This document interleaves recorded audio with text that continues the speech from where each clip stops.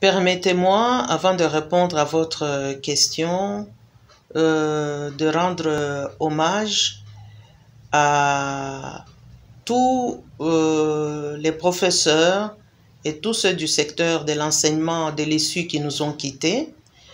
Je présente en même temps mes condoléances à toutes ces familles qui ont perdu ces êtres chers. La femme a un rôle d'éducation de l'enfant dans notre société. Hier, cette femme, elle était préparée à des tâches purement ménagères, ce qui était voulu d'ailleurs par la société parce que les écoles ménagères ont existé pour la préparer à la vie de foyer. Mais aujourd'hui, la femme congolaise s'épanouit autrement. Elle est instruite, elle participe au développement du pays en embrassant des activités dans divers secteurs de la vie. Elle occupe tous les échelons dans les structures organisées, tant privées que publiques.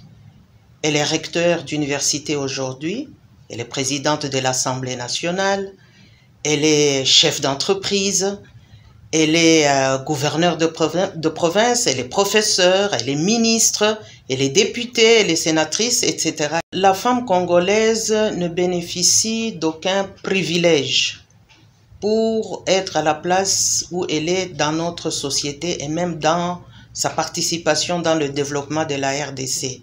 Au contraire, la femme congolaise travaille dur pour se distinguer et pour mériter sa place dans la société, mais aussi pour casser ce concept de sexe faible.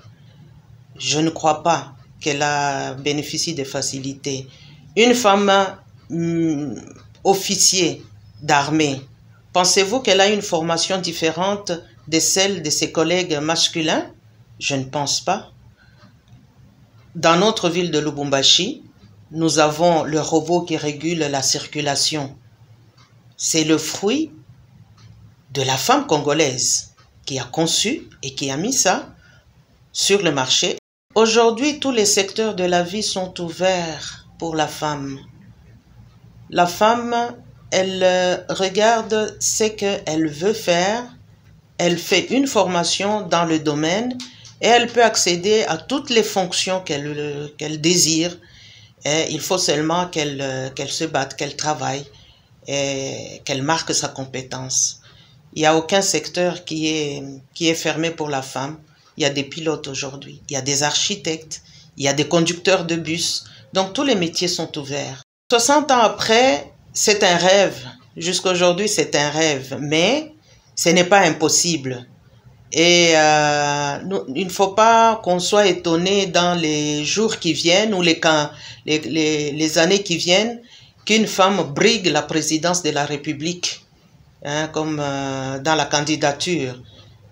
Ça s'est fait ailleurs, ça existe ailleurs, donc ce n'est pas impossible que ça arrive au Congo. Je pense qu'elle est suffisamment aussi préparée pour prendre ce poste. Je pense que 60 ans, c'est l'âge de la sagesse. Aujourd'hui, il faut que la population congolaise prenne conscience de cela et travaille. Travaille pour quitter la potentialité, c'est-à-dire le potentiel que le Congo a.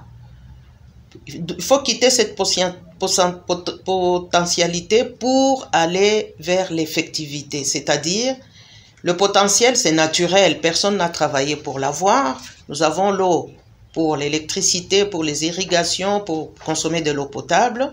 Nous avons les terres arables qui ne sont pas exploitées.